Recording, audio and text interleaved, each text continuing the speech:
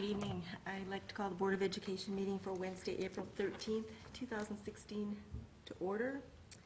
Before we take the roll, I'd just like to say this is Mrs. Klein's last official meeting, and the last meeting she'll be taking roll unless we have an emergency meeting. And on behalf of the board, I'd like to thank you for your service for 2 terms, and you'll be officially recognized at the dedication dinner next month. So may we have a roll call, please? Yes, you may. Mrs. Wachowski. Here. Mr. Nielsen. Here. Mrs. Evans. Here. Mr. Lewis. Here. Mrs. Larson. Here. Mr. Alexandrovich. Here. And I am here as well. Thank you. Has the meeting been properly posted, Dr. Pitts? Yes, it has. Thank you. Please rise for the Pledge of Allegiance. I pledge allegiance to the flag of the United States of America and to the republic for which it stands, one nation, under God, indivisible, with liberty and justice for all. Item 3 is community comment. Would anyone like to make community comment? Okay, hearing none. Item 4 is approval of the agenda. Do I hear a motion to approve the agenda? So moved. Motion by Mr. Lewis. Is there a second? Second. Second by Mr. Nielsen. Is there any discussion? Hearing none, all those in favor say aye. Aye. Opposed? Abstention? Motion carries. Item 5, school board announcements. Are there any announcements? The musical Fiddler on the Roof starts tomorrow, Thursday. So it runs Thursday, Friday, I think 2 on Saturday and 1 on Sunday. So the second big performance at the PAC, so been putting a lot of hours in, and check it out if you have time. Can you buy tickets at the door still? I believe you can, yes. Thank you. Any other announcements? I'd just like to say to Mrs. Klein, it's been an honor to serve with you all of these years. Thank you. That's very I'd just like to announce that I received in the mail information already regarding the convention, the Wisconsin State Convention 2017, and I'm sure some of the administrators might have received it, just asking us if we want to submit any music showcase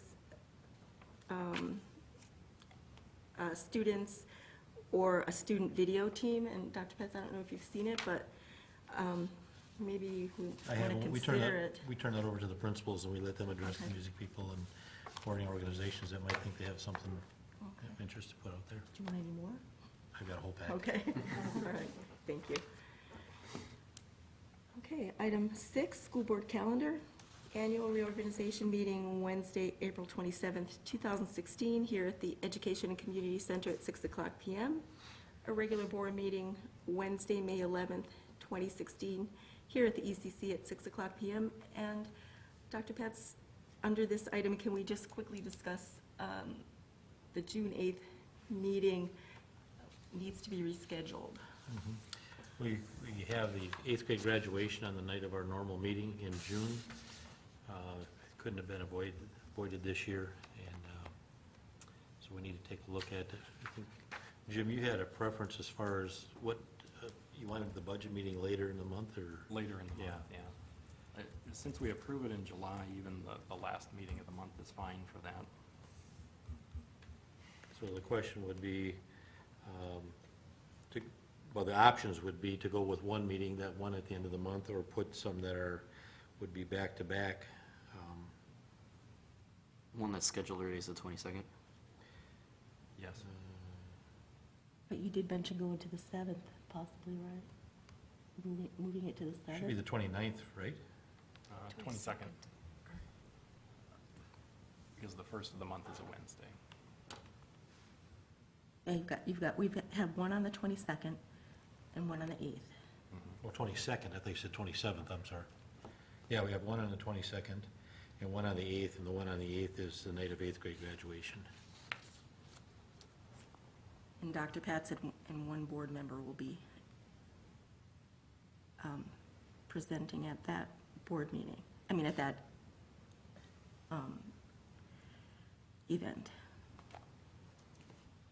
Is June lining up with a heavy schedule, or can we get away with one meeting in June? I mean, I'd be okay with the 22nd. Agreed. And that's all right with you, Mr. Milzer? Yes.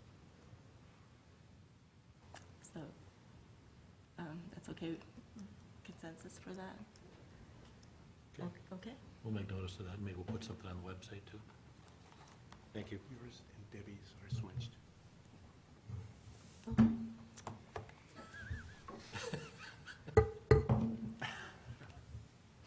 Strike one. Although, unless Megan, if you could see what we had scheduled for that as far as reports and things, that I don't have right now. I'll look at it, absolutely. Okay. All right, thank you. Liaison reports, item 7A, personnel and policy, Mrs. Witkowski. Yes, we have two policies that have been with us for a while. We're just kind of reaffirming them. The first one is, does it matter which order? It seems like the student transportation would come first, which is Board Policy 3720. There are no proposed changes from administration. So I guess I would move to approve as, with no changes. To reconfirm. To reconfirm. Reconfirm the policy, and then I'll put a new date on it as having been reconfirmed or Okay. reviewed. We have a motion by Mrs. Witkowski to reconfirm policy 3720. Is there a second? Second. Second by Mrs. Larson. Is there any discussion? I did have one question, I'm sorry, I did email it to you Yeah. prior to advance, Yeah. and that was, how do we cover kids that walk to school? I know to get on the bus, this policy covers Sure. them, but if they don't get on the bus, then Sure. how do we? The parents sign a form at the beginning of the year indicating if their child is a walker, which allows that child then at the end of the school day to walk home. And then the district has no obligation regarding their safety? Nope. They just get to walk home. Because this policy says we're responsible for them, they get on the bus and when they leave. Right, but when a parent says they're not taking the bus and they're a walker, then they're just responsible, once they leave the building, to walk home on their own. Okay. Okay, we have the motion and the second. All those in favor say aye. Aye. Opposed? Motion carries. And then the second policy for reaffirming is Board Policy 3720.1, student conduct on school buses. And that also is, no changes have been recommended by the administration. So I would make the motion to reaffirm Board Policy 3720.1, student conduct on school buses. Okay, motion by Mrs. Witkowski to reaffirm 3720.1. Is there a second? Second? Second by Mrs. Klein. Any discussion? Yeah. Why are we going through the process of doing nothing? Because the dates of policies are so old, we want, to make- Is there a sunset on them, and after they get so old, they become void? No, not at It all. was Then- one of our things that we were tasked with earlier on, was to go through old policies that we haven't reviewed, to say that we have reviewed them, and then it just also updates the date at the bottom of the document to say that we've reconfirmed the policy as is. So, Oh, for example, I didn't catch that. on the policy list, they had some that dated back to what, like 91, 92? There were some really old ones that we've already looked at, and these were also just on the list for, haven't been touched or looked at for a while. any other discussion? All right, all those in favor say aye. Aye. Opposed? Motion carries. Thank you. Item 8A, Instructional Services Report, Professional Development Summary, and Annual Assessment Report. Mr. Cohn and Mr. Ruda. Mr. Cohen's going to start this. Yeah, good evening. We hope you had an opportunity to review both of the reports that were on board docs. This is our annual assessment report and then also a professional development update. And Mr. Reuter and I felt it was important to do both at the same time so that you could see the data process and review the data and then see what that data leads to in terms of the work that we do at the building and district level around that data. So I'm just going to take you through a few highlights and reference a couple things that are different in the report this year, and then we'll take questions, and then I'll turn it over to Mr. Reuter to talk about the second half of that. I guess just to start, all of the data that you're seeing in the report is state reportable data for the 14-15 academic year.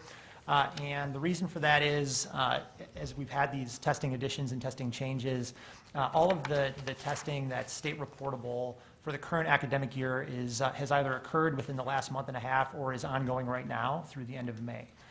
And so in the summer, we, as a district, tend to get those results in summer or early in fall so that we can act on it as a district and utilize it to drive our continuous improvement process. But we certainly don't have data for this school year because those tests are ongoing right now. So we'll always, in the annual report, be reviewing the prior academic year's data because of that result. We had talked, or I talked on email a little bit earlier this year about the embargo. That's come up a couple times, that there was a data embargo with DPI. What happens is once the data goes to the districts and goes to DPI, before it's put onto the public portal on WiseDash, the state does a comprehensive review of the data to make sure that it's completely accurate. And while that review is ongoing, DPI doesn't allow districts to publicly release the data until they verify that it's correct and that it's gone up onto the public portal. And given that the assessments have changed over the last 2 years, it's taken a significant amount of time for them to do that. And so that embargo was lifted in mid to late January this year. So the assessments that were given back in May weren't verified until that point. And so if you hear reference to an embargo being on the data, it just simply means that DPI is verifying it, and we can't provide it to the board or publicly until they've allowed us to do that because they've released it on the public portal.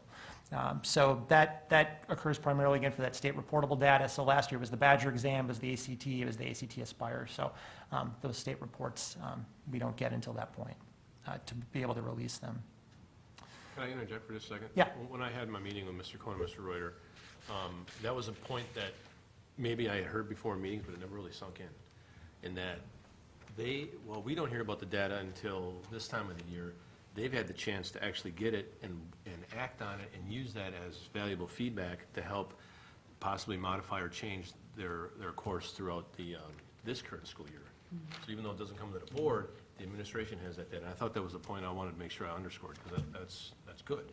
Yeah, thanks, Mr. Nielsen. And we, like ACT, for example, we got the ACT data last July. We got the Badger data mid to late August. So we do get it in advance so that we can utilize it for our continuous improvement process. And Mr. Reuter will talk about that in a little bit and hear how we use that. Also, Mrs. Coach, if you'd like to get a copy of this, I think there's one extra one right there. Thank you.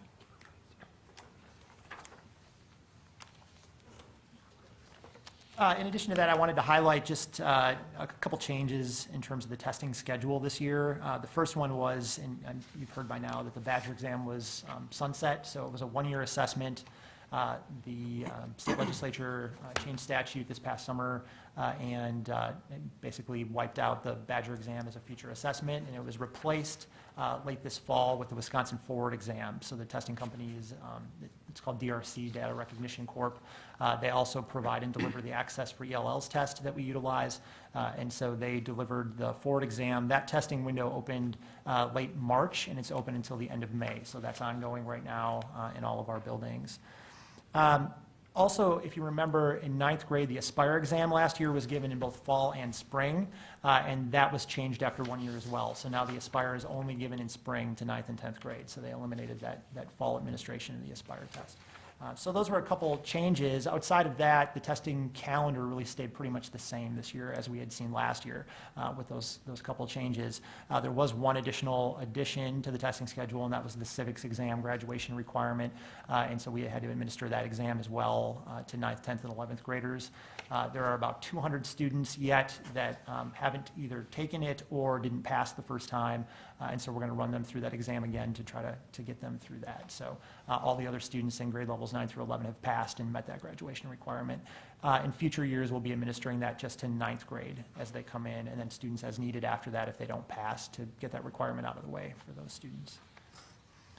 In terms of comparative data, we like to be able to show you multiple years of data. Because of the changes in the tests, we simply don't have it at this point. We have the 1 year of Badger data, and with the new administration of the Forward, that means it will be 2 years before we have any consecutive Forward data to be able to show you any sort of trends related to it. From an ACT perspective, last year was the first year of the full administration of the ACT to all juniors, so we only have 1 year of that data to be able to show you in terms of that piece. And then Aspire, we're administering the second year of the Aspire now as well. We only had 1 year of the Aspire Aspire testing last year. So all of these tests that are state reportable and the ones that we tend to go to for a lot of information at the district level, we've only had 1 year, or this is the first year of administration. So we just simply don't have multiple years at this point. And we're hoping that those tests stay consistent so that we have that data moving forward in future years. One piece of data that I didn't put into the report that I wanted to highlight was just our high school graduation rate. We tend to forget about that. The last 2 years, 2 years ago, our graduation rate was 99.5%, which was a 10-year high at the high school. This past year, it was 98.4%, which was the second highest in the last 10 years. So the last 2 years, in terms of graduation rate at the high school, have been really positive, and we've had a high number of graduates. And so we're hoping that that trend continues at the high school level. The last thing I just wanted to report out, and then I'll take your questions before turning it over to Mr. Reuter, is the very last page of the report highlights what I think are probably the most important summary points as you're looking at it. I think it's important that if you're out in the community and you're getting questions about any of our assessment data, that these are kind of the go-to bullet points for you in terms of sharing that information with the community and just summarizing and highlighting really our assessment package and what the data has told us for this past academic year. And so I'll just highlight a couple things on there that you'll find really throughout the report. I guess one of the key points is just our district comparative. Certainly we care about how we perform as a district internally, and we look at that data and we're seeking to continuously improve. But there was a page in the report that highlights the other CISA 1 schools and kind of shows you how we've done comparatively to those different schools, and we continue to perform very well in terms of our place in CISA 1, and it highlights that. The other thing that I think is important to reference, as it tends to come up every year, is this notion of our demographic groups, these subgroups, and how those subgroups are performing against the whole population of students. And as you see, and as I think we tend to bring up every year, there tend to be identifiable gaps there in terms of how some of those subgroups perform. Two of the things that, from a trend perspective, are important to us are, one, if you take a look at how those subgroups are performing early on the Aspire test compared to how they're performing on the ACT, you're starting to see growth and you're starting to see those gaps close over those 2 years, and so that's important to highlight because we're trying to work through our RTI process to close those gaps. The other thing I would point out is that those subgroups and how they perform really tend to vary wildly from test to test. If you take a look at how they're performing on the Aspire versus, say, the ACT versus the Badger, that while some gaps exist, some demographic groups have large gaps, others have small gaps, and vice versa.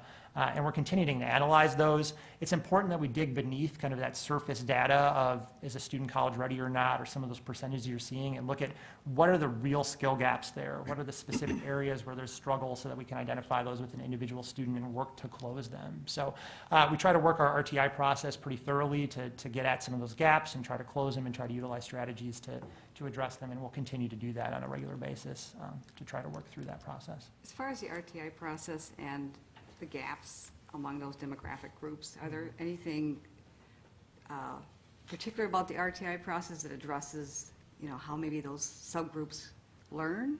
Or are you applying the same RTI equally across? Yeah, so the nature of RTI is really twofold. One is it's about universal instruction. So what's that core instruction that's good for all kids? And we try to make sure that it's culturally responsive and that we're really trying to meet the needs of everybody and raise that bar. That's kind of our entry point into that work. But then beyond that, as you kind of dig down into Tier 2 and 3 of the RTI process, it's really about the individual needs of the individual student and how we're closing specific skill gaps for that student and trying to assist them. So the RTI process is thorough enough that it covers kind of the blanket of universal instruction all the way down to the individual needs of a student that has them. So. Does research ever address, though, demographic groups? In terms of, I understand, the personalized learning, but we have these gaps. They're persistent. So I referenced earlier in the year the 6 teaching and learning principles through DPI, and they reference research related to culturally responsive practices, and that's really our go-to in terms of how we try to address some of those gaps with specific demographic groups.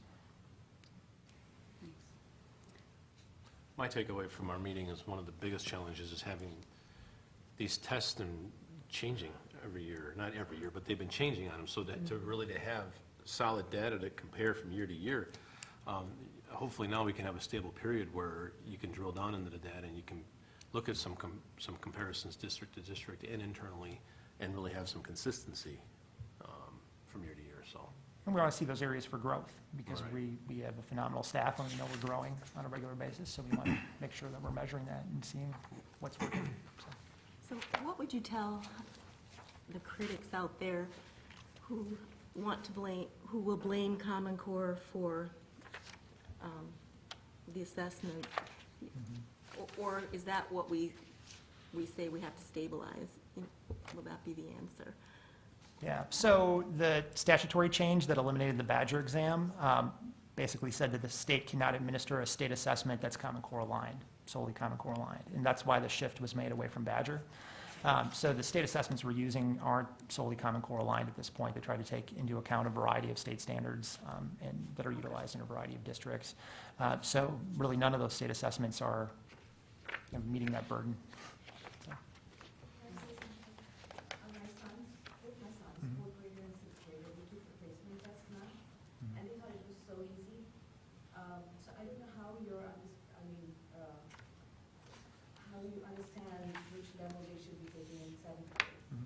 And also I had a parent tell me that even though her child is in the gifted program, the class work that they're doing is below the level she needs to be working on at this time. Okay. I'll turn that over to Mr. Reuter now. Sure. As far as when we look at our placement test for seventh grade honors math, it's based on a standardized test, the Iowa Basic Test, and it's nationally normed. So we use that as the entrance screener, as well as we look at map data that's standardized, and there's multiple criteria points. So that one assessment is one of 5 points we look at. Then that data is brought to a team of math specialists, building principal. They analyze those groups, and then they work with the middle school administration and math department to place appropriately. But even though it shows in the Power School that they have honors math, does it say like which level they will be taking, or is it like the same throughout? So our seventh grade honors math curriculum is a fast-paced math curriculum where within 1 year they master the seventh grade and eighth grade curriculum, so that when they're in eighth grade they're taking IM9, which is a freshman level course, which then puts them on track for sophomore math as freshmen, and they're always a step ahead. So whoever has math honors on their program do the same thing? As far as the curriculum and expectations, yes. And then if there's need within that instruction to change, or someone's progressing through that faster, that also goes through the RTI process. And we look at not only students who are struggling to close gaps, but students that are exceeding the expectation at that grade level. We use multiple data points then from there. This is in any gifted programming in the district, and then we determine a plan individualized for that student versus changing the curriculum for everyone. So that individualized, we need to work on that, I think, because a lot of parents, they think that their child is not working on the level they should be working on. Sure. So we look at 5 criteria, data points, and we create a student profile so that we're able to measure and meet the student where they're at, versus they did really well in one test, we're going to bump them to something more rigorous when that might not be enough evidence to support that change in curriculum and programming. Other questions that the board had and I looking I to? couldn't figure out what CBMs were. It was on this chart, under summative. In the 1, 2, 3, 4, 5th box, benchmarks, CBMs, end of unit grades, under examples of. And can you hold up the page? Sure. Strategic assessment system. Yep, the chart there, right-hand column. Yes. Like the 4th box down, benchmarks, CBMs. I tried to think of things, and Couldn't get creative enough. I was just, and I saw it again, and I thought, what could that mean? It's down below. Yeah, the BM stands for benchmarks. I'm not sure what the C is referencing there. Okay, It's just referencing a different set of benchmark assessment pieces. okay. Mr. Cohen, just to confirm, when you were talking about graduation rates, you said 2014s were 98.4. Does that also include the correctional facility? No, Or is that that's, only the high school? that's excluding the correctional facility, yeah. It does include kids that are in the off-site programs also? Connects? It does include all alternative program students, yes, just not the correctional facility. Okay. So then generally, I mean, if you're looking at our ACT comparisons on the 2 pages, one the ELA and then the second being the math. Yep. You know, it's pretty consistent across the board that our students are outperforming, and even breaking down male, female, white, non-white, disability, and economically disadvantaged. But there's a pretty significant change between our English language arts and our math scores. And I think that's pretty consistent across the board as well, statewide. So what initiatives are we coming up with as a district to continually attack that gap as well? Yeah, so there's a couple things worth talking about there. In terms of the math, and we're aware that, you know, that data is a little bit lower than our English language arts data has been, and that's, I think, as you pointed out, consistent statewide. I think it speaks to the rigor of the ACT exam as a whole, that it's fairly rigorous. It's also important to know that the ACT assessment and the Aspire assessment measure the college readiness benchmark standards that are created by ACT. So they're not necessarily measuring Common Core or our state standards or our local district standards. They're measuring those benchmark standards. And while there's certainly correlation between the two, and there's overlap between the two, they're not perfectly aligned and perfectly matched. So, you know, if you look at our internal summative assessments around math versus kind of that assessment, there's certainly some difference in terms of how students are performing. And then you throw on top of that something like the AP exam in like calculus, BC, calculus AB, that set of standards and that test is completely different than the ACT. So while there's correlation, there's just different levels, and I think it speaks to those differences when you look at how students are performing. That being said, we're continuing always to monitor our curriculum and our approach in terms of delivery in math. You know, if you look at those ACT numbers and you look at the Aspire numbers the year previous, for example, in terms of cohort, we're looking for growth from year to year.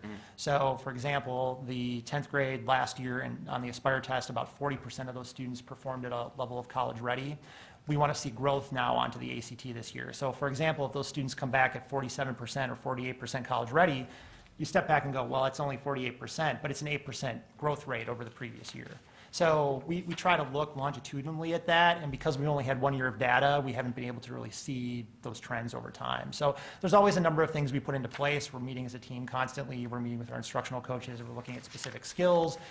This year at the high school, they took the college readiness benchmark standards in math and as a department broke them down and lined them up against our existing standards that we're using in math, looked at our existing assessments and said, where are we providing feedback to kids around these areas? How are we demonstrating growth with individual students around these areas? So we're cognizant of it, and we're trying to make sure we're aligned all the time. Again, I would say we need a few more years of data and consistency with that to be able to show growth on those standards. So if we look at the middle school, we had, you know, kind of a very forward-looking design math program recognized by Carnegie as a standout. What are we thinking of things at the high school level to be that innovative? For lack of a better term. And so we use the same curriculum at the high school level that we're utilizing at the middle school level. Okay. So that Carnegie curriculum is identical, it's just leveled, right? So, yeah, I mean, anything that is good at the middle school level is good at the high school level, generally speaking. And so we try to look as a district in terms of our K-12 math curriculum and how we're doing and make sure that it's aligned and moves through. But it's the same curriculum at the middle school level. They use an online program called Mathia to support at the high school level. It's called Cognitive Tutor. So it's very similar in terms of the curriculum we're delivering to students. Okay, thanks. What are the reasons that the 2%, almost 2%, are dropping out of high school? I mean, there's a variety of factors why students don't complete or go all the way through graduation.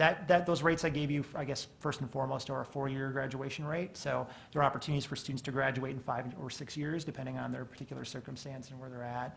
Unfortunately, there are a variety of life factors, I think, that affect students. Honestly, I would put our district up against any other district in the state of Wisconsin in terms of our level of intervention and what we try to do in working with those families and those students to keep them engaged in the right type of programming and really to help get them to the end. You know, there are just, I think, certain life circumstances, unfortunately, with individual students that don't get them there.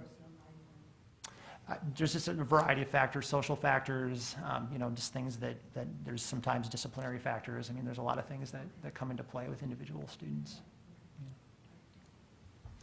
I was surprised to see I mean, you always hear about, you know, women do better in math, or don't do as well as the guys in math, they do better, and you just look at they're striking when you look at the data in here.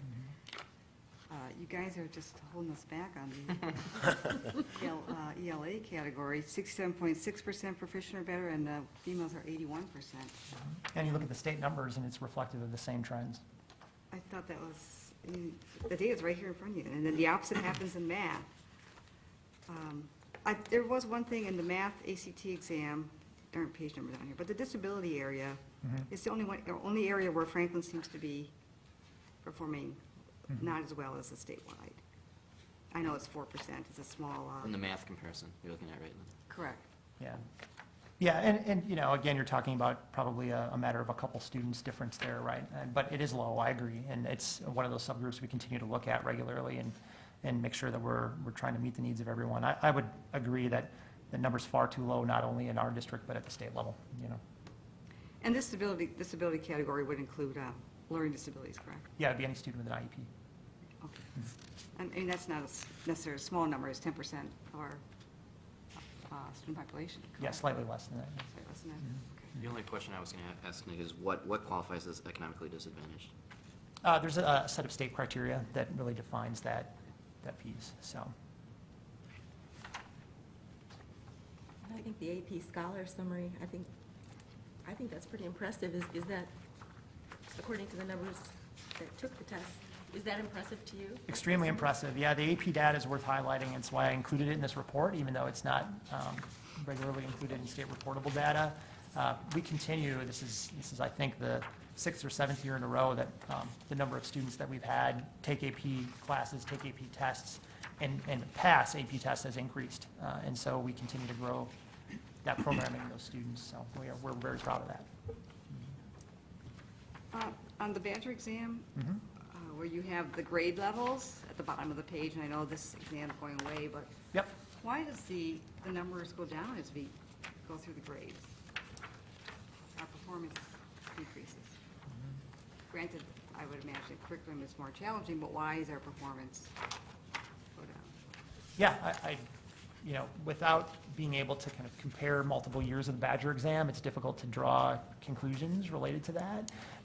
You know, certainly the rigor of the Badger exam goes up as you go up in grade levels, right, based on the type of assessment and what it's analyzing. So we would really need multiple years of data, I think, to be able to identify those trends, for me to be able to give you a reasonable explanation as to why that's occurring, So other the than new- just the rigor of the assessment. The new exam, though, will that also, you didn't report that under the ACT Aspire, but that will happen then? Or no, because they only take it 9th and 10th grade? So the ACT Aspire is 9th and 10th grade, ACT is 11th grade, and then the Forward exam is 3rd through 8th grade, and 10th grade just for social studies. So that data's just not available. We'll also Thanks. have, sorry, at the end of this year, we'll also have the civics results as well. We'll have the civic, we really have them now. So Oh. the students either passed or they didn't, right? We have 200 students that either didn't take it yet, and I think of that group, about 150 of them haven't taken it yet. They'll be taking it this month. About somewhere in the neighborhood of 30 to 40 of those students didn't meet the criteria for passing on the first go. But they can So take it They can on take it, multiple they can times. take it every day between now and graduation if they want. That's surely to happen. Because they can't graduate unless they can. Correct, it's a graduation requirement. It's 16 or 17? So it's this year's junior class. You're right, so a graduation requirement for 17. Correct. Yeah. Yeah. Yeah, this year's seniors didn't fall under that requirement. Okay. All right, So- turn it over to Mr. Rudder. Thank you, Mr. Cohen. So to segue, obviously, we have multiple data points that we can look at as an administrative team and as a district, and what do we do with that data? Because we have these great reports, but as Mr. Cohen alluded to, there's data that's comparable, not comparable, but it's all valuable. So we know we perform well based on the data and what Mr. Cohen shared here, but we know we can always perform better. And that's about our continuous improvement as a district and consistently and continually trying to be better every year. So as Dr. Pat shared with you in August, when he shared the state of the district, he talked about our focus as a district, and I had outlined in my report our focus around quality Tier 1 universal instruction. Mr. Cohen alluded to a few times the notion of RTI and the RTI framework, and we know that we have very highly qualified teachers that we employ in this district. We have high-performing students, but again, we know that we can improve upon that. So as an administrative team, this summer, we did look at the data that we did have that was embargoed, as well as historical data. And we really look at data not right away from a negative lens and go, we need to improve here, we're not doing well here, but we look at what we're doing well and we celebrate that, and why are we doing well in these areas, and how can we build upon that, as well as we reflect on the data that we feel we can continue to grow and improve. So with that, we built our focus this year around universal instruction and improving teacher instruction daily, because we know that impacts every student. Regardless if you have an IEP, you're part of a Tier 2 or Tier 3 intervention, you're a gifted student, you're a regular education student, all students receive universal instruction daily. So through solid unit development, looking at our instructional practices related to educator effectiveness in the Danielson framework and our building school learning outcomes, as well as teacher SLOs, we determined that that focus would be around universal instruction. I outlined in my report some of the steps and things that we've done throughout this year, and most importantly, I'm going to highlight on some trainings that have taken place across the district from Mr. Cohn and myself with department leaders, full grade levels, full core departments at the high school, as well as some of the work that we've done with our administrative team. And really to answer that question, what do we do on those days when the kids don't come to school but the teachers are here? You know, we have those once a month, and what really happens during those days? So I shared with Mr. Nielsen the other day kind of the behind-the-scenes work that goes on as far as we look at this data, we utilize it, and now how are we going to get better as a district. So the first piece, when looking at our universal instructional practices, we've worked, and I outlined the different departments, and it's many throughout the district at grades 5 through 12, and in some cases K-12 departments.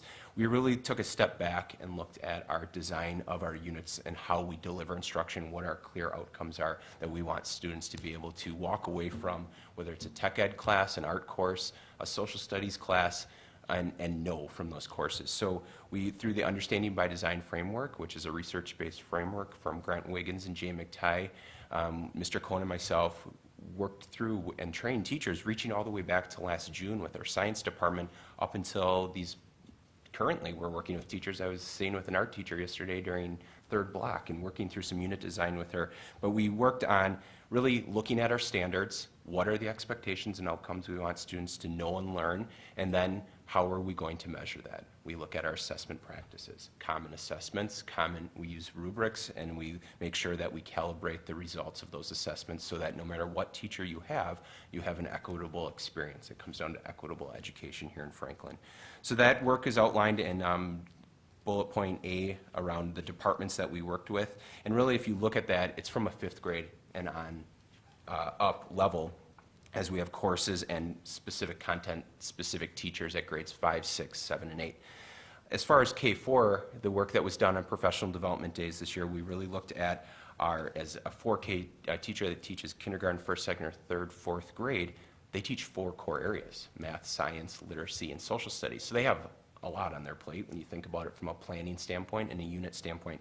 And I might be a 4th grade teacher in Pleasant View, and I have 2 other counterparts that I work with and team plan with, but we have 4 other buildings, and they all have 4th grade teachers as well. So on those professional development days, that's really the only time we have the opportunity to get an entire grade level of 13, on average 13 teachers together to common plan and talk about assessment practices, how we're utilizing rubrics, how we're providing students with feedback, and how we're communicating results to parents. So on those days, there's some legwork that goes in before those professional development days. For instance, we have one coming up next Friday. Tomorrow I'm meeting with our kindergarten representative teacher and our 4th grade representative teacher, and then we have assigned an elementary principal to work with each grade level on those professional development days.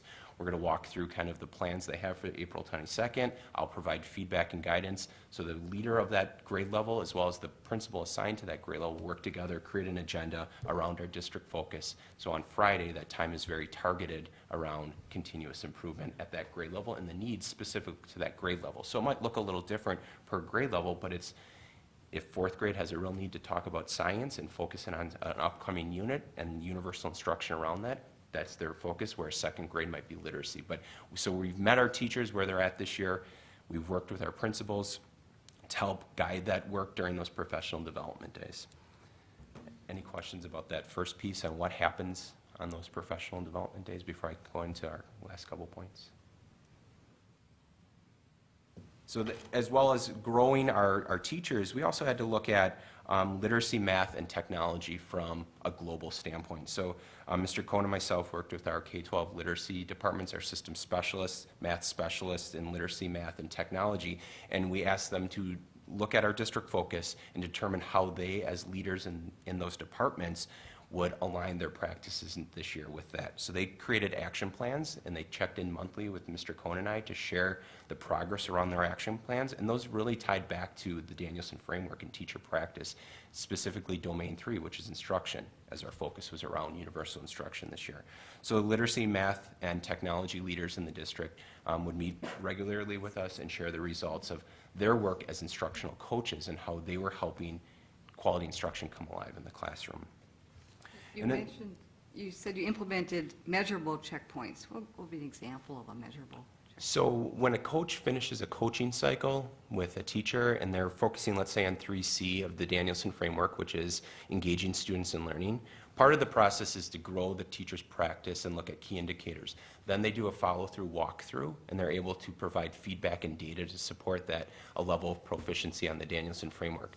Then they're able to report out to us that we've worked with these teachers, and here's the results we've seen from that. As well as any type of SLO alignment work, school learning objective, there might be data to support that as teachers are doing, teacher might come off a coaching cycle around, again, 3C, engaging students in learning, or questioning and discussion techniques, and then administer an assessment that's a checkpoint assessment for a building SLO, and the coach is able to come back and share data to show that students that in these classes of the teacher I just came off a coaching cycle with, they're now performing at a higher level based on our common assessments we've created as a district. So we put checks and balances in place, so it's not just go out and coach and we hope and pray that we have results at the end of the day.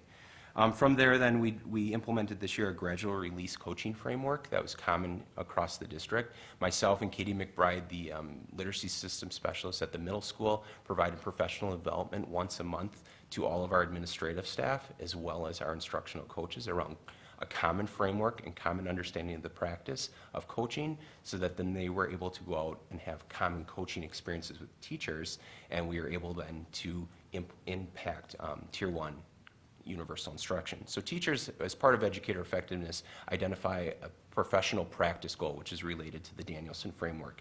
Coaches then met with teachers, talked to them about their goal, and then provided instructional support and coaching to help them accomplish those goals. So at the end of the year, teachers now will be meeting with their supervisors, their principals, to share out evidence of that growth of that goal, and our coaches were our instrumental piece towards helping grow that goal so that teachers' daily practice is stronger. Chris, would you just give the abbreviated Reader's Digest Sure. version of what the Danielson framework is? Sure. I think I shared last year, the year before I came and did a presentation on educator effectiveness. That's Charlotte Danielson is the guru of teacher evaluation and coaching, and we utilize as the state model the Danielson framework, which is 4 domains: planning and preparation, classroom environment, instruction, and professional responsibilities. And there's 22 components, and teachers are rated on all 22 components over a 3-year cycle. And it's based on evidence of observations as well as teacher artifacts and evidence they bring forward. So as a teacher goes through a coaching cycle, they're observed by their principal, who can observe domains 2 and 3 and provide evidence and ratings. But then a teacher through a coaching cycle can provide evidence in domain 1 and 4 on their own professional growth.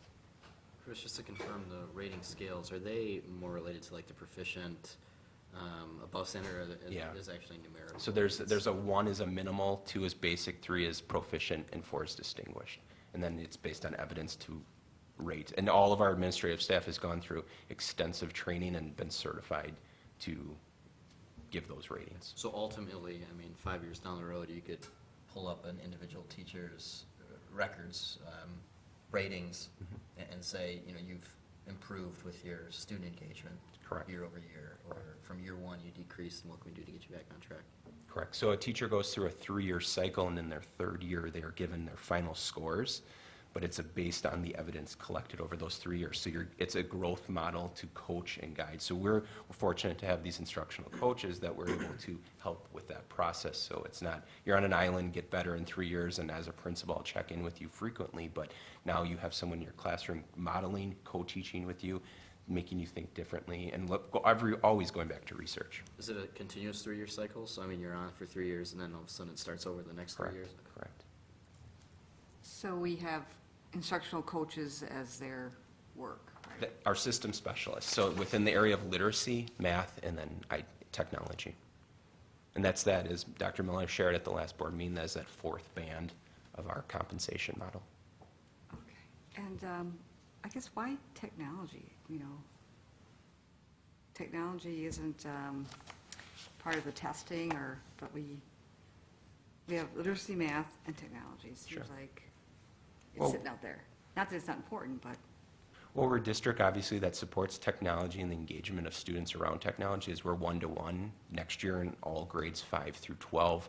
And we understand that technology is a fundamental piece of education and life in general and business. We're all on board docs right now. So it's one thing to say we bought a lot of stuff and go use it. It's another thing to say, how is this enhancing and building upon the educational experience? So as we have, correct me if I'm wrong, Dr. Miller, we have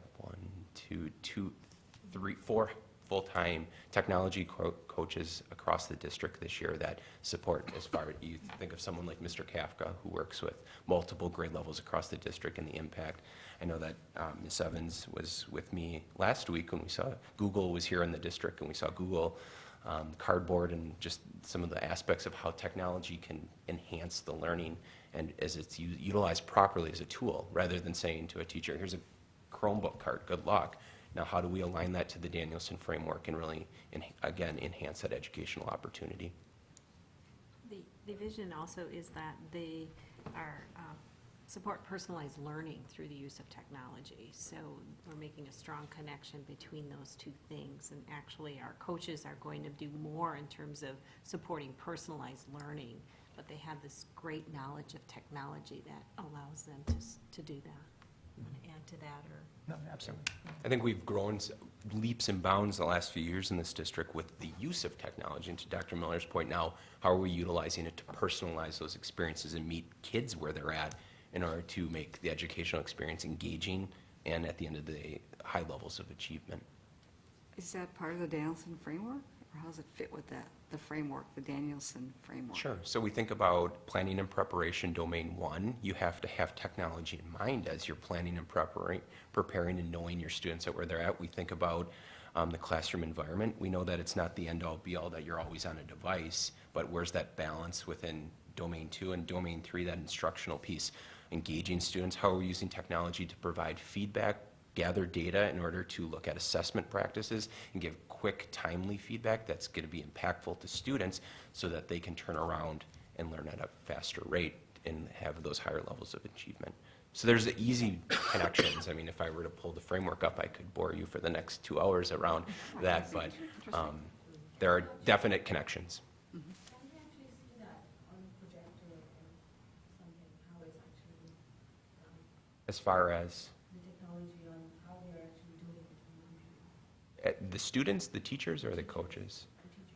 Yeah, I think I would ask that you just go to Robinwood and ask Mr. Nelson to show you some examples. I don't have an example per se on my computer right now, but I know that outside of standardized testing that's taking place right now on most of our computers on the district, there are many avenues of technology usage. So in any of our schools that you would want to visit.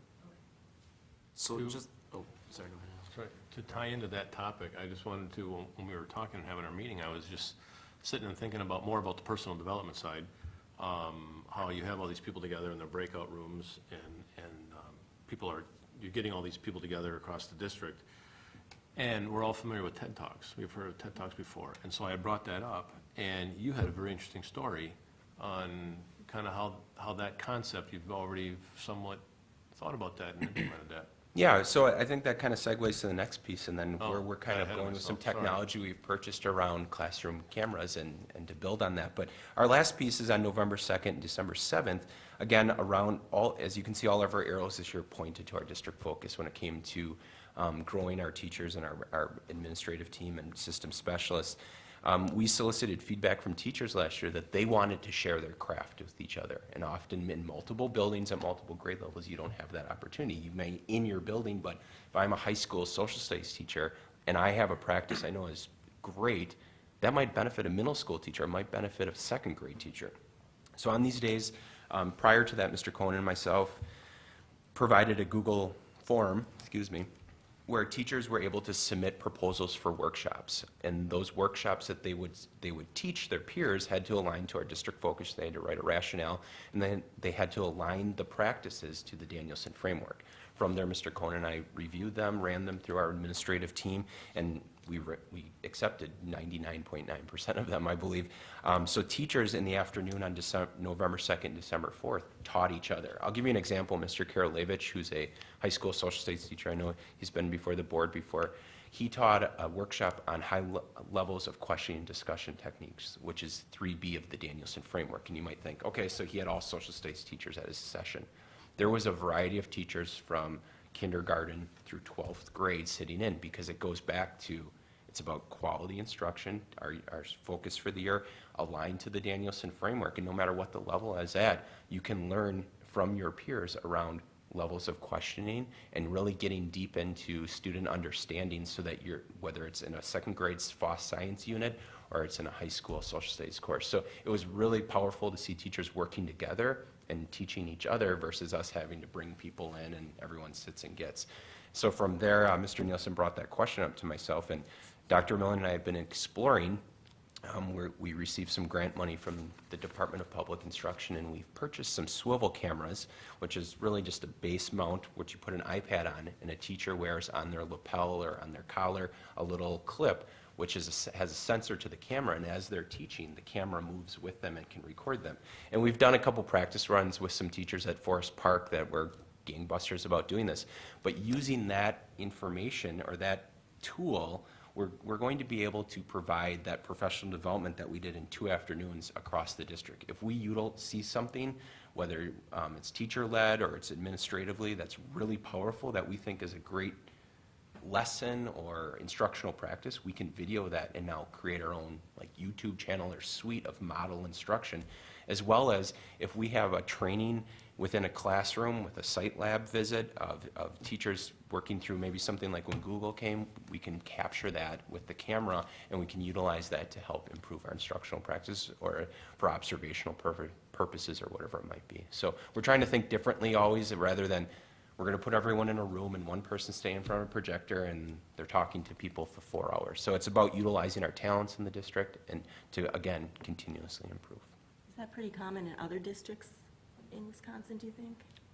We've heard of other districts that have utilized that technology for videotaping model classrooms, model instruction, and for observational purposes. I was just going to build on Linda's question for a second, because she touched on the 3 areas that we have system specialists, which are it's literacy, math, and technology. Sorry to interrupt a second, there's also a fourth, we have a I'm personalized learning system specialist in the Okay. district as well. You know, if we look at our core areas of math, literacy, science, and social studies, why would we drop off science and social studies from our system specialist viewpoint? I think technology is a great one to have, but why would we drop those 2 and keep literacy and math? Yeah, so we utilize the literacy system specialists also across content. When it comes down to it at the end of the day, it's about strong instructional practice. Content can be taught and understood, but it comes back to the Danielson framework, which doesn't say you're a level 3 because you knew this about science. So our system specialists do at times coach cross contents and work with I think teachers. technology probably definitely would, right? They touch on every it, single as subject. well as literacy. It's surprising. We have disciplinary literacy standards, and we evaluate those standards. So literacy people work even with math people and across. I mean, I'm thinking back to when I was building principal and my literacy system specialist working with our tech ed teacher, and it came back always to the focus of instruction and sound instruction. We do, by the way, have a vision of having those kinds of system specialists in the future when we can afford to do it in art, in music. I think every teacher deserves to have that good coaching and then that specific feedback around their content. But we have to start somewhere. Are there any other questions? All right, thank you very much for all your work you put into this. Thank you. Okay, item 8B is the board self-evaluation discussion.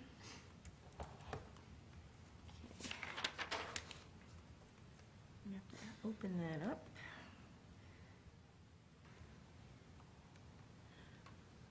So we'll be opening up I'm assuming the data all.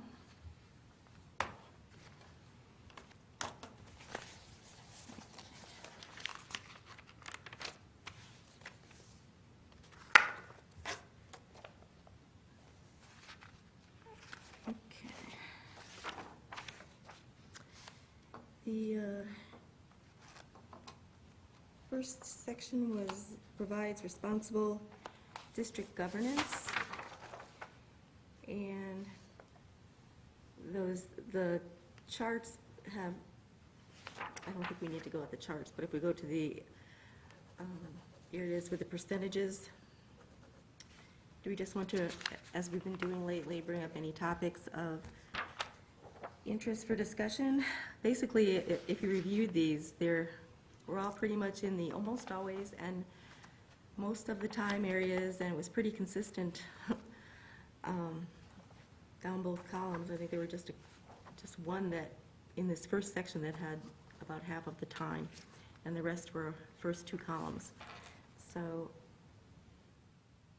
Yeah, and I was reviewing that earlier today, and I need to change my answer. I don't know why I put half the time. I was thinking to myself today, why did I put half the time? So I need to change okay. that to most of the time. So that was me. well, we'll allow you to change Thank it. you very much. The only question I have on reason to this respond. section is the seeks divergent perspectives to make decisions. Everyone answered most of the time. Yeah, it's And interesting. Every other question, there's at least one or two that answer almost always. So an interesting point, you know, is there any idea or thought of how we can increase divergent perspectives? I was thinking the same thing. Well, if we look at the comments,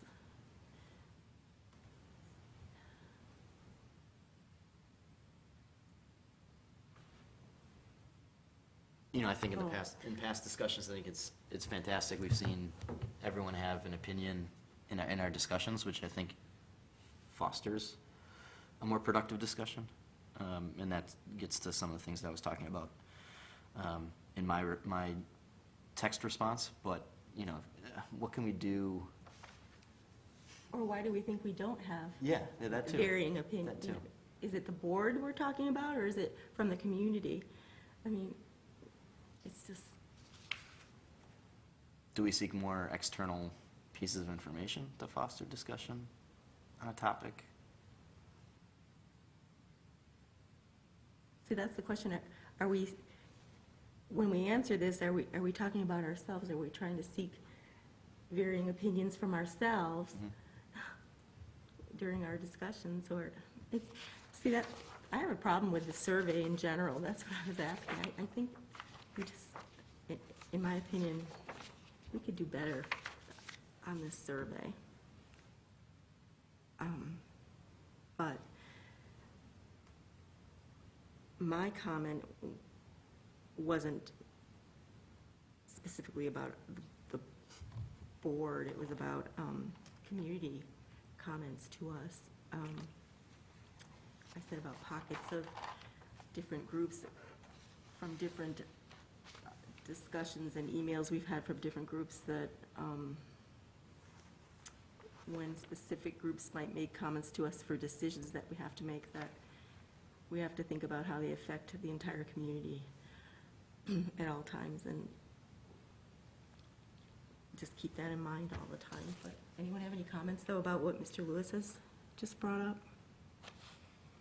Well, this is coming at the perspective of the board as a whole. Correct. Right? So, Yeah, I mean, I'm even thinking, like, you know, as we're coming up with bigger topics of discussion, for example, the middle school, you know, we've talked about public listening sessions or a hearing or having some sort of public-facing meeting. Not that our meetings aren't public-facing every time we have them, but generally, just at least to receive other input, you know. Well, that's kind of where you get back to, you can't force people to show up. right. And I was looking at it more from a board perspective. I think we've done a better job of seeking other information, other opinions, going around and making sure everyone has a chance to talk and see what they want to say. But again, if a board member doesn't want to provide input or just has nothing to say, then they have nothing to say. Right. And Jeff, your question, is everyone comfortable voicing an opinion? I think that's important, and I guess, I hope everyone's comfortable. I think everyone is, but they would have to say if they're not, so.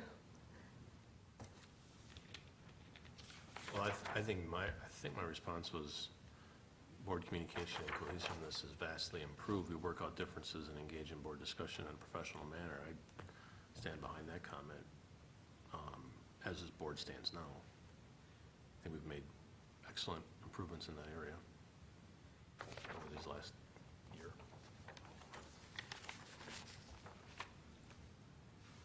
Any other comments on that? All right. Communicates high expectations for student learning with clear goals and plans for meeting these expectations. Everyone scored, well, the majority scored highly in that area.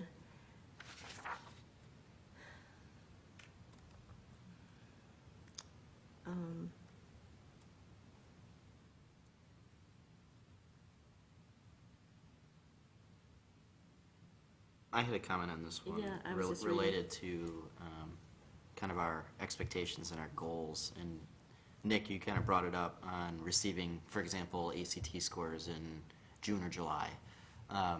Having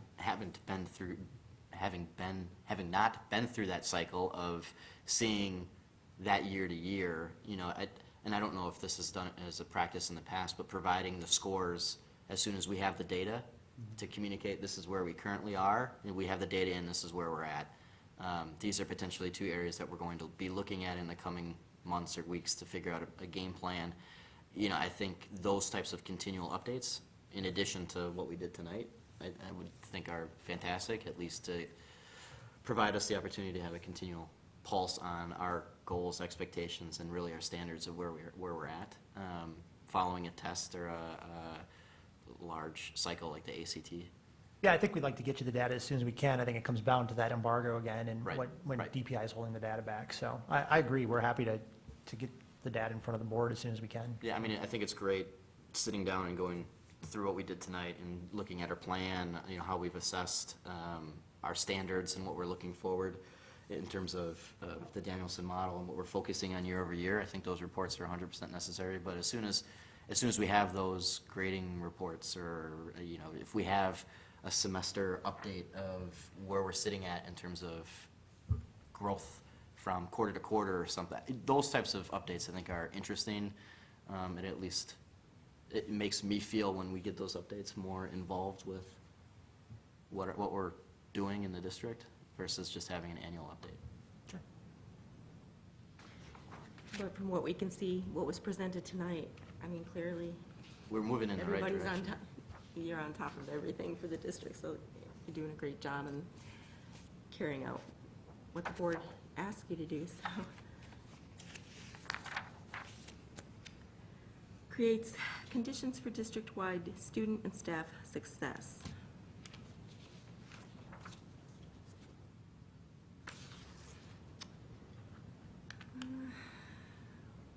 Pretty high scores here.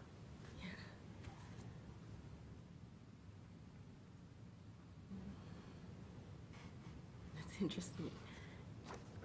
Almost all of us each had one in each of those areas, but, and still, most of the time and almost always, I mean, the scoring is, Sometimes to parse that out is just, I know. Is the scale the problem, not necessarily the questions that were, you'd like the scale to be different? I don't know. Just That's a wondering. question of the board. Okay. Do you think we need to address this? Is this really of value, this Because where are we going to go next from this? Are we going to, I mean, we have the plan to look at the booklet we ordered, starting next year on, at least, try to do it once a month. And then have, we have to plan a retreat, and are we going to use this in the retreat? I don't know. But in the responses, Jeff, you mentioned, This was obviously before we had some of the meetings, the recent Okay. meetings. But, and I think we've touched on almost every point that I made in terms of understanding people's opinions, stance, thoughts, asking those questions. yeah, One of the thoughts I had, at least with regards to this type of question, if as a board we're creating conditions, or the district creating conditions for district-wide student and staff success, if we really look at our feedback, what we, I think it would be helpful, one, to not only receive our feedback, but feedback from Steve and his staff. Are we creating an environment where each one of his staff members feels that they're successful meeting our expectations or needs? Are they feeling that there are areas where there is areas of improvement in terms of direction, questions, communication? Are we effective when we're asking questions during the budget process? Are we effective in asking questions during the policy reviewing process? I think those areas go directly to our effectiveness, and I think we're very effective in being able to ask the questions that we need to ask in order to feel comfortable in making our decisions. But I don't know if that necessarily gets to what this question was really, this section of questions was getting at. So I don't know if I necessarily agree with how some of the questions were worded, but if we're looking at feedback for ourselves and how we can be more successful, I don't think we can just look at everyone's opinion of the 7 of us. I think it would be helpful if I'm receiving feedback from Paulette at the time that we were working together. You need to ask these questions instead of focusing on this area that isn't an area that we need to be focusing on in that. well, maybe that's where working as a liaison and having, I think we still need to work on those liaison meetings, Dr. Pats, where we really structure them a little better and report back to the board, where a liaison can maybe express to the board where, like you just met with the 2 curriculum directors, and then they can maybe give you some feedback to give to the board of. Well, I also think we have 2 fantastic resources faced with looking at data and looking at Yeah. design, institutional design and structure. I would appreciate either one of your inputs also. How can we receive better feedback? You're thinking almost like a 360 evaluation yeah. of the board? That has come up in the past. I mean, like I said, I think we score fairly well in the areas that I think every one of us, if you ask yourself, am I asking the right questions in order for me to answer or vote in an effective manner, I think each one of us would rate very highly, but that's not necessarily the full picture. Our Paulette isn't here, and I haven't had any discussions with her recently. It's been 8 months since the last time we talked, but is that me being effective as that liaison, or is that necessarily just a discussion that doesn't need to occur? I have full confidence that each one of you can manage, your daily duties very well. And yes, as a liaison, I think we should be involved and be receiving that feedback. But I also think that there's a fine line to where if I'm calling you, Chris, every single week to ask similar questions, is that an effective use of your time and mine? I think that feedback would be helpful if that was wherever the case. So, if we look at the question on its face, if we're creating conditions for district-wide student and staff success, I think we really have to ask ourselves ask other people, what are we doing positively? What are we doing that's negative? What areas can we improve on? And I think that can't just be answered by us talking to each other and saying, I think we're voicing our opinions, so great. We score highly. Let's move on to the next question. But I think that is also where Steve having maybe a conversation with me or with whoever the board president is, and then we find a time in a board retreat possibly to talk about that. But we also have the board handbook, and when I read your comment, I pulled up the part about board member requests for information. And if we really want to go by the handbook, according to your question here, we could go by the handbook and stick to it as, you know, as far as requesting information. So, I'm just trying to Yeah, think of ways mhm. that we can be more successful. And I think a fantastic example is the budget cycle. You know, every single year, you know, Jim alluded to numbers of questions asked in the past. And I think it's a very important cycle for us as a board to understand what's going on. But I also think the way that we've been just emailing questions at will isn't maybe the most effective way for us to ask questions and to utilize Jim's time. And I think we've had other situations where, you know, going through the policy cycle, Judy, and having to rate what policies to review, I can't even imagine how many emails you got in a matter of 2 weeks with 10 or 15 different lists of let's rank these higher, and having to go through that. Was that the most effective use of your time in order to rate what policies we should be reviewing? I would say no, but I think that's those two are pretty hard, concrete examples on us ensuring that our district is run successfully, and are we doing it in the most effective or efficient manner. So I'm not necessarily saying let's totally revamp the process. I don't think we're 100% sticking to the board conduct policy or handbook as it is today. So what can we do to be that effective board in an efficient manner? okay. And, you know, and I would appreciate, Jim and Judy, your comments as well. I mean, you see the questions coming in.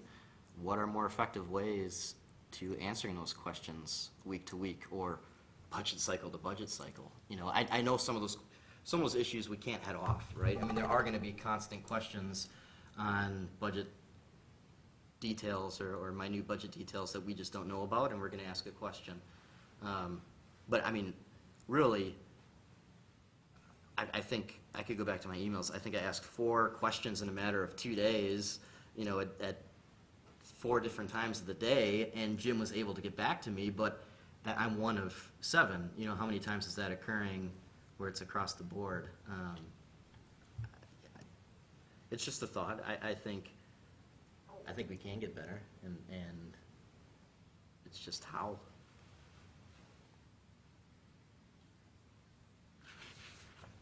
Okay. I think, And I mean, honestly, if there's no other comment, I mean, I would be willing to take it on myself to set up one-on-one meetings to figure out and make a report out, what can we do to better improve our communication or our interactions with our administrative team. But I think it's a pretty simple task for us to take on in terms of just, you know, I don't even know how to frame it. It's not necessarily being more cohesive as a board. It's just being more functional, dealing with the administrative team. well, I think it goes to, you know, Jan's comment about how we use our liaison positions. And we've been functioning under that system 5 years? And maybe, I mean, some of us have been here when we had the committees. And we went away from that, and maybe that's not working exactly the way we envisioned it. I don't think it's working bad, but that's really the area you're questioning. Right. I don't know what to tell you in terms of. I mean, it sounded like no one really liked the committees because it was either a waste of time or there really wasn't stuff being done in each one of these committees. and it seemed like everyone kind of likes the idea of a liaison. There's the more one-on-one contact, the understanding of what each administrative individual does in their role. But, I mean, I think, at least from the feedback I've gotten, that it has been effective, that the liaison positions have been effective in terms of bridging some of those communication gaps or questions as to what is this process all about, or what are we supposed to do with our policies week to week. And I use that example because I think it's a fantastic example. But Tim, I mean, you met with both Chris and Nick a couple times, I think, right, over the past year. You know, in my dealings with Paulette, I think they were very useful to sit down and understand that. And I know that we're not all in the same liaison position year over year, which also helps. But how can we improve that? My understanding of liaison position is that the liaison is there to learn and to provide a perspective that perhaps the board may have, but not to direct the work Right. that's going on in that department, not to tell them what to do and how to do it, but to gain information and to share with us a potential perspective of a board member. So that was my understanding of how it would work.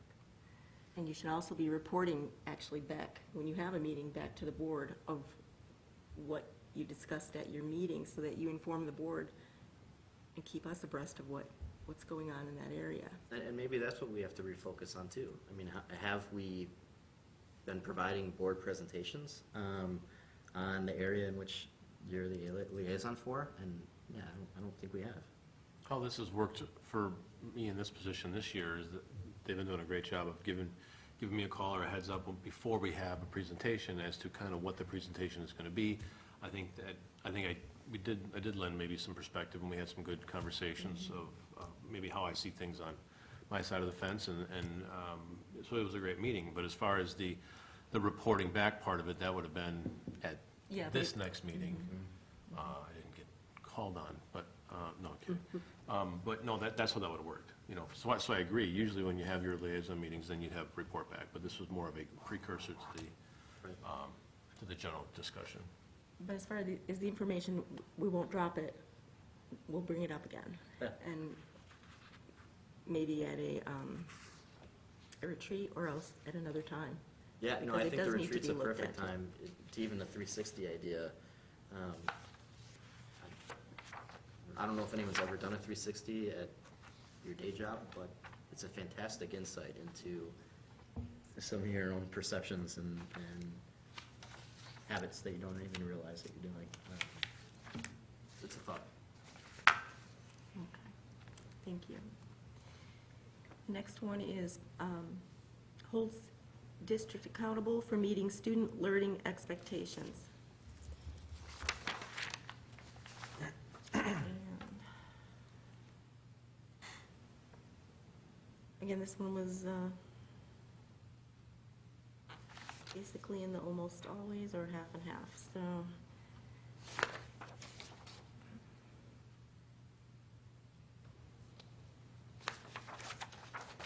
Does anyone have any comments on this one? Again, this was with assessment and testing and data measurements. I just think this is pretty cut and dry, and basically it falls on the shoulders of our directors, again, carrying out our instruction, our directives.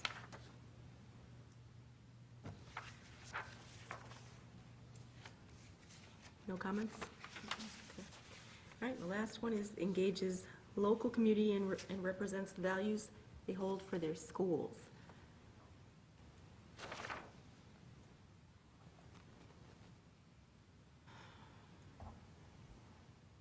I think everyone's consistent on this one. Community engagement is tough. Yeah,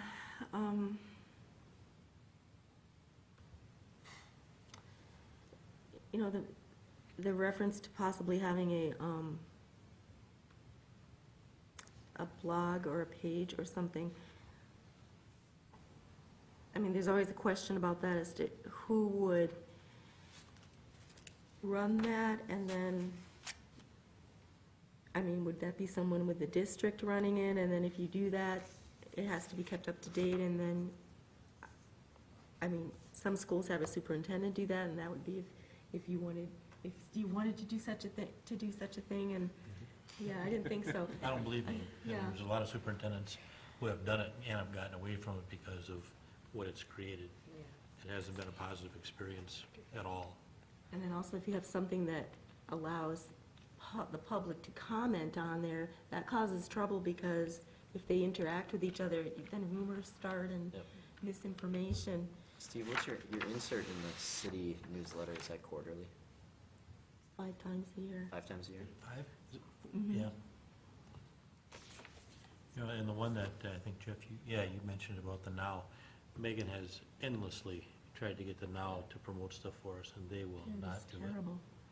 Yeah, it's They just- might be going out of business, I heard, as far as, that's just a rumor, Yeah, I can see why. because the new owners are taking that part over.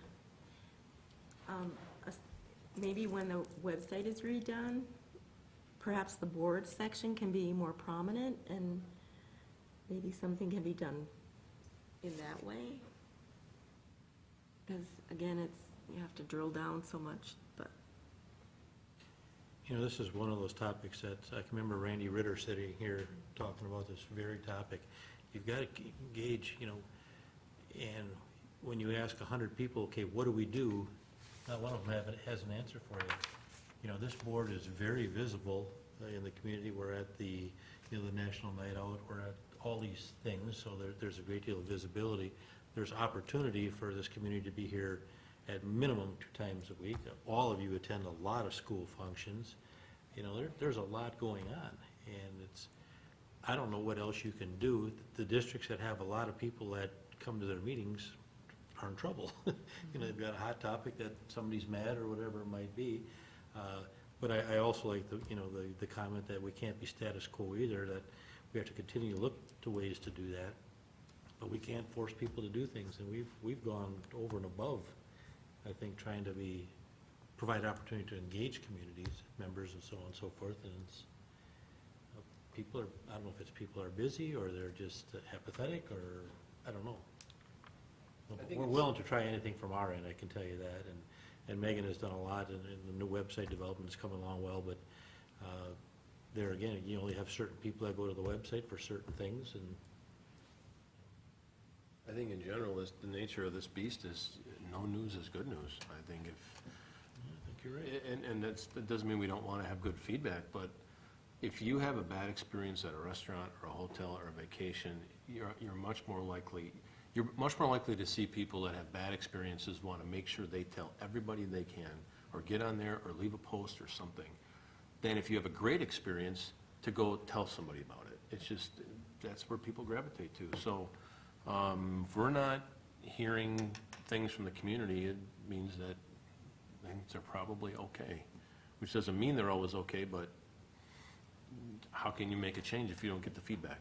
But you can't force people to give you that feedback. You give them options, but I think the one thing related to that, Tim, is the flip side is that we have to do a better job continually improve at telling our story and celebrating our successes, because there's often a lot of misinformation that goes out there, or partial information that doesn't tell the story. So I think when we have, you know, National Merit Scholars, or we do whatever we do, the website I know is going to be is geared towards that specifically, to, you know, tell our story as a district. And I think whenever we can do that, we have to take advantage of that part of it. How did that community perceptions feedback turn out to be? Did that go out? But was that the school district that sent out a community perspective? The district image survey? Yeah.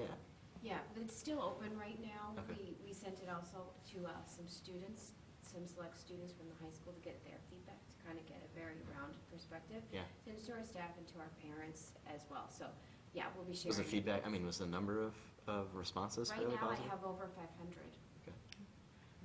which for a survey response is very good. and when we give our conference report, I had one session that I'll give some comments on, about a certain type of positive engagement, but I won't talk about it now. But Dr. Pats will be working on the suggestion that we do go out to the schools to give awards to staff and students, so that's another positive way to get out. It's not real, it somewhat is into the community, because they'll go home and talk about it. You know, students will go home, talk about it to their families, and that's positive too. So, I think that they're discussed more in closed groups, so I think they're not confident enough to come up and actually do something about it, say something about it. And so the other day I was talking to someone and they were mentioning that somehow they think that their child's grades are not like, if they could have gotten 99%, it's made 98%, so they do not get into that gifted level. So it's being done. So, and I said that's not possible. So, but they do have this idea that that is a possibility, where their child's grade is diminished, so they do not get into that gifted program. Well, and that's what I mean about misinformation. I would say nearly 100% of the time when we hear stories like that, there's another part to that story, Right. or they don't have all the information, which lends it to, when we put information out on how we do things, here's how we do it. And then as a board or anybody else as a parent, you know, you could say to that person, you better go take a look at this on the website, that tells you how they do it. Or encouraging them to go, you know, see a teacher or whatever.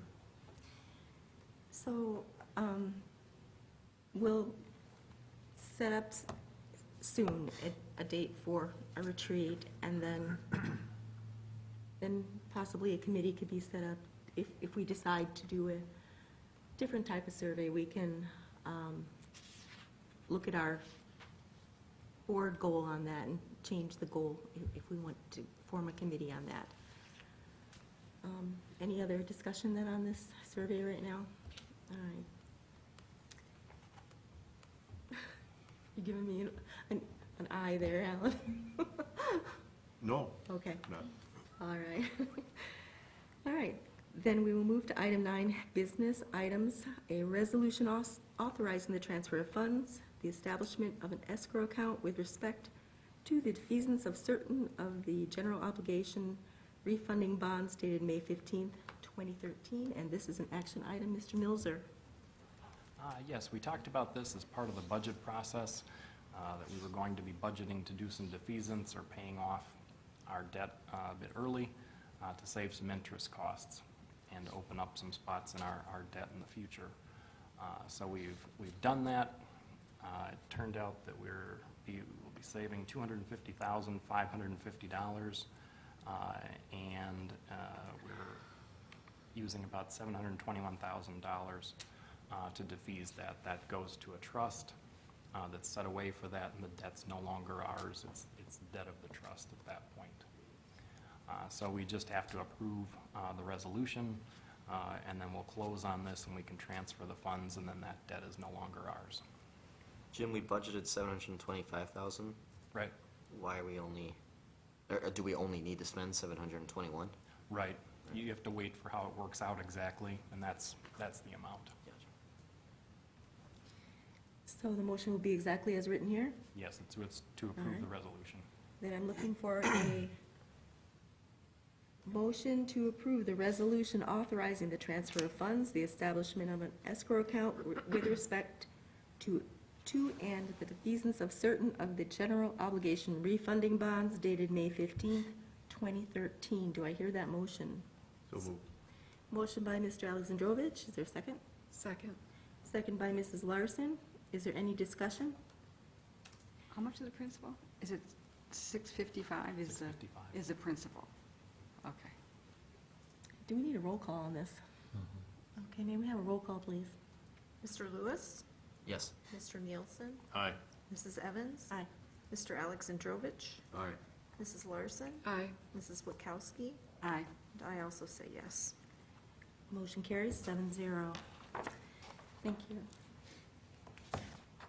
Then I'm looking for a motion to enter into closed session to discuss employment and performance evaluation data for specific teachers pursuant to Wisconsin statutes 19.85, sub 1, sub C, and 118.22. Do I hear that motion? So moved. Motion by Mr. Lewis, is there a second? Second. Second by Mr. Nielsen, is there any discussion? Hearing none, can we have a roll call, please? Mrs. Wachowski? Aye. Mr. Lewis? Aye. Mr. Nielsen? Aye. Mrs. Evans? Aye. Mr. Alexandrovich? Aye. Mrs. Larson? Aye. And I also say yes. Motion carries 7-0. Do we need a recess? No. Hearing no, we're in closed session at 7:29. We're back in open session, and item 11 is the board meeting debriefing. Are there any comments about the meeting? All right, hearing. I just want to say that I really did do the evaluation, but I couldn't send it, and then I printed it, and I only got part of it. You So should- I you actually should have really given did your do it, comments. but Next time, make 11 not very- copies so everyone gets one. You can still email it I'm to a us, Debbie. scrapbookit because scrapbook, what did you say? Still email it to us. Yeah, well, I couldn't send it to Megan, so I tried to print it in and only printed part, but so I really did do it, so. She probably couldn't email it either, because you haven't seen her computer. He laughs at me. And I apologize for being so long-winded. I'd just like to say thank you to everyone for, it's been a Thank you. very interesting experience. I've learned a lot. I've enjoyed working with the people, and I know the district is in good hands. Thank you. I miss you. You're hanging around though, right? You gonna stay at Franklin? Hopefully for a while. Oh, okay. Well, No guarantees. He's coming to every meeting Yeah, we know you'll be to out there. blog about us. Oh, that'll be the last thing I'll do. All right. Future agenda items. We have the oath of office for returning and new board members on April 27th. And Mr. Milzer, will you perform that Yes. oath of office? Thank you. maybe grandkids? And the election of board officers on April, what's going on? I'm just paying attention. Okay. Election of board officers on April 27th. Human Resources Report, 2016-2017, on staffing report on May 11th. Anything else? The April meeting is also selection for other That's, committees and organizations and all that stuff too, no, Not that, no. that, No. that's done after. the next meeting. Okay. And when's the retirement thing? May The 12th. 12th. I wrote that down 5 times. The retirement dinner. Well, May 12th. What's the time? Judy's at 6. 6 o'clock. Okay, do I have a motion to adjourn? I would make that motion. All right, you can't second it too, but we have a motion, motion by Mrs. Klein, is there a second? You're good, but. Second. Second by Mr. Nielsen, all those in favor say aye. Aye. Opposed? Motion carries, and we are adjourned at, I'm having trouble seeing, 7:39.